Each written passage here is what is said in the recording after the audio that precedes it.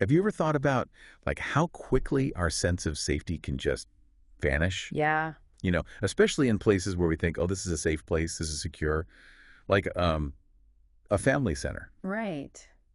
Today's deep dive, we're going to a story where that security was just shattered. It's a story about a mother, a shooting, and this really relentless pursuit of justice. It's a case that captivated the nation. Not just because of the crime itself, but because of all the relationships and all the dark secrets that kind of came out. And it really does make you wonder about the places and people we trust, without even thinking. We're going to be looking at court documents, police interviews. We even have some firsthand accounts to try to understand how this really chilling event happened. Yeah. And you'll get to see like how forensic science works and all the emotional turmoil that goes along with the custody battle. Yeah. And it's just chilling the lengths that some people will go to just to control others and for Yeah. revenge. It's really about human behavior, isn't it? Like how love and obsession, how those things can lead to really bad, really devastating consequences. So let's start with Nicole Lenway. Okay. She's a forensic scientist, and she worked for the Minneapolis Police Department. Oh, wow. And she was at the Family Wise Parenting Center. This was April 20th, 2022.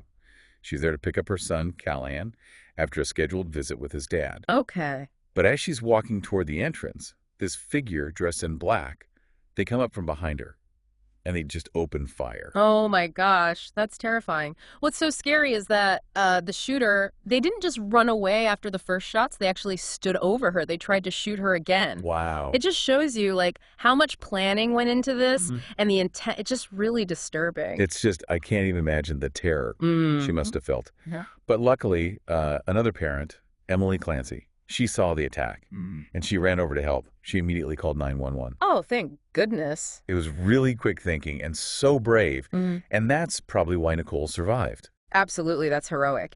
And, it's important to remember that Nicole, being a forensic scientist, she actually worked for the police department investigating the crime. Oh, wow. That just made things so much more complicated and intriguing. Right, because at first, investigators thought, well, maybe this shooting, maybe it was related to her job. Right. Maybe it was retaliation from someone she had helped put in jail. Oh, yeah, that makes sense. But then, as they started to, look deeper, their focus shifted to someone much closer to Nicole. Hmm. Tim Olmaker, her ex, and Callahan's father. Okay. So Tim was very well known in the community. He was a respected Taekwondo instructor. He seemed really charismatic, like a leader. But people were saying there was another side to him, one that was, had affairs and was allegedly abusive to Nicole. And that's where the custody battle over Callahan comes in. Okay. After Nicole and Tim broke up, they got into this really nasty legal fight over who would have custody of their son. And it seems like Tim was willing to use any tactic he could to make Nicole look like a bad mother. Oh, God. He even filed, false reports of abuse with Child Protective Services. It's sad, but we see that a lot in these domestic abuse cases. Yeah. The abuser tries to isolate and control the victim, and they use, manipulation and intimidation to do it. It's like they're weapons. Yeah. In this case, with Tim, it seems like he desperately wanted to control Callahan's life, but also Nicole's life, too. It's just heartbreaking to think about the toll this must have taken on Nicole, Yeah. especially while she's also dealing with the trauma of being shot. Mm. I mean, can you imagine having the father of your child try and make everyone think you're a danger to your own son? Absolutely. It's a really cruel way to manipulate someone. It's designed to make her doubt herself, to make her seem less credible. It's really all about power and control. So the police, they started to look very closely at what Tim was doing, his movements, his actions, all of that. But when they first interviewed him, he seemed to have a really solid alibi. Oh, really? He said he was inside Family Wise with Callahan the entire time. And he specifically said that he didn't own a black Dodge Ram truck. And that's important because that's the same model of truck that the shooter was seen driving away in. Okay. And that's where digital forensics comes in. Right. And remember, that's actually Nicole's area of expertise. Right, right. So investigators, they analyzed cell phone records, and they looked at the truck's Wi-Fi data. And they were able to put together this digital trail that completely contradicted Tim's alibi. Wow, that's amazing. They found out that Tim actually did own a black Dodge Ram.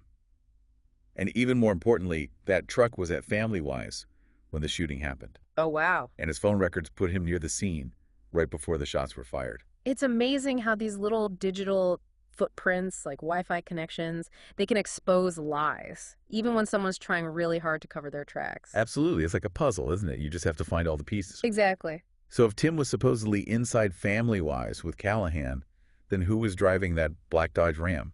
Right, that's the big question. And this is where the story takes a really, really unexpected turn. Okay, I'm hooked. Tell me more. We have to bring in Colleen Larson. Colleen Larson. She was a former Taekwondo student of Tim's. She was actually living at his house, and they were romantically involved. Oh, wow. This just got even more complicated. Yeah, Colleen's role in all of this is, well, it's confusing, to say the least. I bet. She had known Tim since she was young. She really looked up to him as her instructor. And she seemed completely devoted to him. Okay. And according to the police, it was Colleen who actually pulled the trigger that night. What? But here's the question.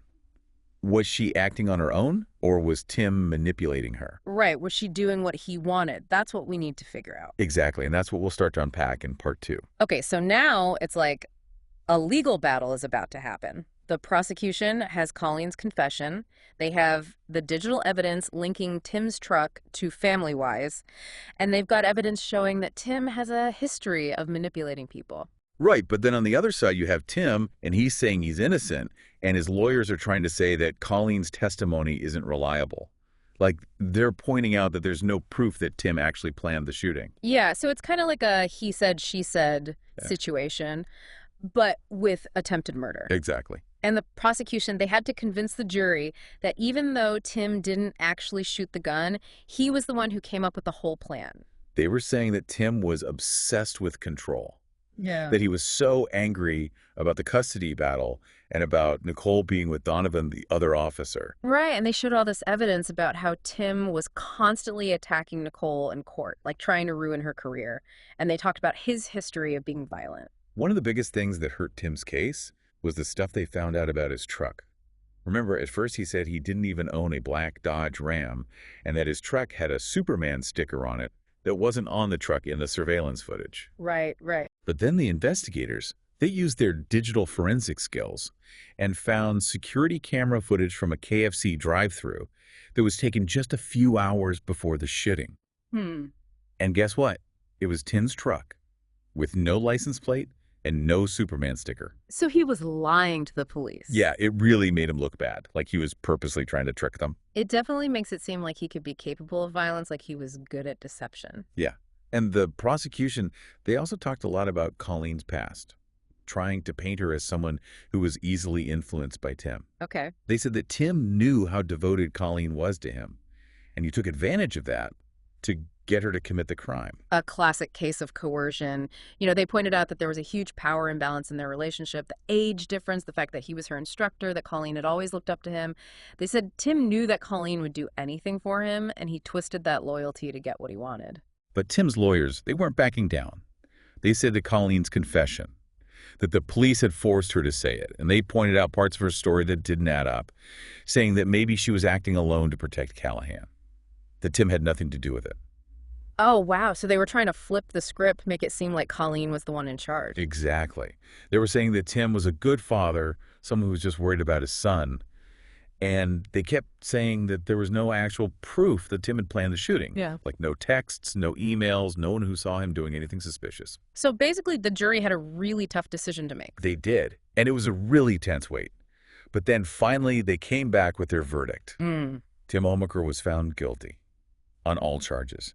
Attempted first-degree premeditated murder and aiding an accomplice after the fact. Oh, wow. Guilty on all charges. What does aiding an accomplice after the fact mean? It means that the jury thought that while Tim might not have planned the actual shooting, he did help Colleen after it happened. Maybe by helping her get away or hide evidence. I see. It was a huge win for the prosecution. And I think in a way it was a win for Nicole, too. The court basically said that Tim was responsible for this horrible crime and he had to face the consequences. Right. But even though Tim was convicted, there was still Colleen's case to deal with. She admitted to shooting Nicole, but her lawyers were still saying that Tim had manipulated her. It's a really tricky situation because she did pull the trigger. Right. But was she really in control? Or was she doing what Tim told her to do? It makes you think about, if someone commits a violent act but they're under the influence of someone who's manipulating them, how much are they really to blame? That's a really good question. It's not black and white. So during Colleen's sentencing hearing, her lawyer read a statement from her where she said she took full responsibility for what she did. And she was really sorry for all the pain she caused. She didn't try to make excuses or blame anyone else. It's interesting how different that is from how Tim acted during his trial. He was so defiant, like he refused to admit he had done anything wrong. Makes you think about what real remorse is, doesn't it? It does. Colleen did a terrible thing, but she seemed really sincere about taking responsibility, which is something Tim never did. It makes you wonder if maybe real remorse means not only saying you're sorry, but also truly understanding how much you've hurt other people. Colleen ended up getting sentenced to 16 and a half years in prison, Okay. which was a little less than Tim's sentence of 18 years. It seems like the court took everything into account, her role in the crime, but also how Tim influenced her and how she was willing to admit what she did. It's definitely a complicated case. There's no easy answers, no clear good guys and bad guys. It really shows how love and loyalty and manipulation, how they can get all mixed up in a really awful way. And through it all, we can't forget about Nicole. Right. Of course. She's the one who went through the most, physically and emotionally. She survived the shooting, she had to go through the trial, and now she has to live with the fear that Tim might try to hurt her again. It's amazing how strong she is to go through something like that and still focus on healing and making sure Callahan is safe and loved. In one of the sources, there's this really touching part where Nicole sees Emily Clancy again, the woman who helped her at Family Wise.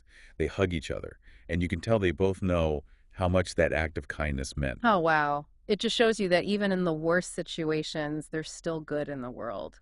Those connections that can help us through the hard times. And Nicole's going to need that support as she moves forward. So in this deep dive, we've looked at a lot. The crime itself, the trial, the whole psychology of manipulation and coercion. But there are still some questions that remain. Yeah, definitely.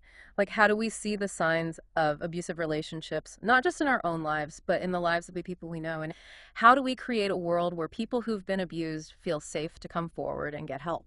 And how can we, each of us, build healthy relationships that are based on respect and trust?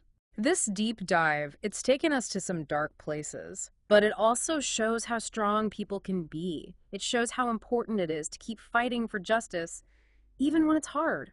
We hope that by hearing this case, you've thought about the relationships in your own life and how you can help create a safer world for yourself and the people you care about. And remember, the fight against abuse, it's a fight we all need to be a part of. Okay, so Kim's in jail now, but we still have to talk about Colleen and what role she played in all this. She confessed to shooting Nicole, but remember, her lawyers were saying she was manipulated by Tim.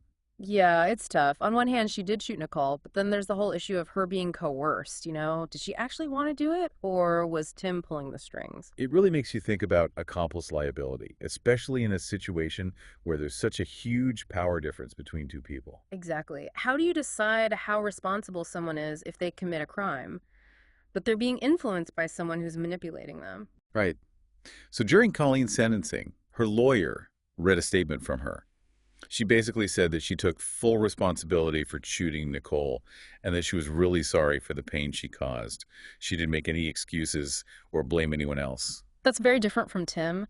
He never admitted to doing anything wrong at all. He was totally defiant during the whole trial. It's a big difference. It really makes you think about remorse and what it really means, doesn't it? Yeah, it does.